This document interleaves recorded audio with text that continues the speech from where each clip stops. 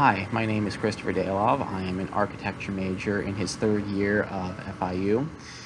In my youth, I spent a lot of time practicing piano until I was about 13 years old, where I pursued the fine arts by drawing, painting, and so on and so forth. From there, I found out my passion for the three-dimensional in my senior year of high school and thus enrolled in Florida International University in Miami, Florida as an architecture major. In my spare time, I'm also greatly interested in film theory and love to analyze movies. Art as persuasion is a course that I believe would help better myself both as a creator and an art critic by being more conscious of how politics, social issues, and cultural issues influence creative works. When creating art, understanding it always helps to improve your own art. I believe art does not exist solely in a vacuum. It always intends to persuade you and can help craft how you view the world. Propaganda and art, they go hand in hand, and the former can infiltrate the latter in ways that are not as obvious as many might think.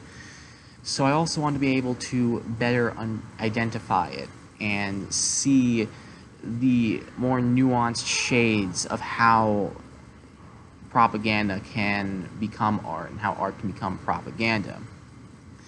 Because propaganda is always used as art and is always presented as art, but not all art is propaganda. And I want to better delve into those concepts more. And to me, art is a form of creation that is meant to carry out a message or an idea or a narrative of some kind. It is something that I see everywhere, on posters, various shops, restaurants, other public places really, on the internet as well. There are so many different kinds of art that I interact with on a daily basis, and they always help me better understand the world outside of myself and the bubble that I live in, or that I think that I live in. And they help me perceive things in a new and interesting light, or a point of view that I would have not considered beforehand. Other times, it could be a form of pure escapism, with the message simply being a sort of subtext or some metaphor of some kind that I would not have been able to pick up at first glance. Propaganda, meanwhile, is when art's tendency to relay these messages, these narratives, become a necessity, and they get pushed to their fullest extreme. Just like how I experience art everywhere at any given time of the day, I also experience propaganda equally as much. For instance, the US military, they advertise themselves through the internet and on billboards, among many other places.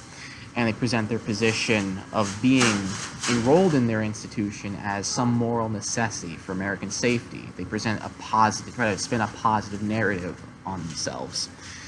Another is through the political campaign ads, which are especially relevant given the upcoming elections for 2020, where a respective candidate presents themselves as the obvious choice, or the naturally best choice. The last example would be more general in the realm of fine arts, which has always been the traditional way of expressing yourself and your own narratives, and naturally those ideas manifest themselves socially, politically, culturally.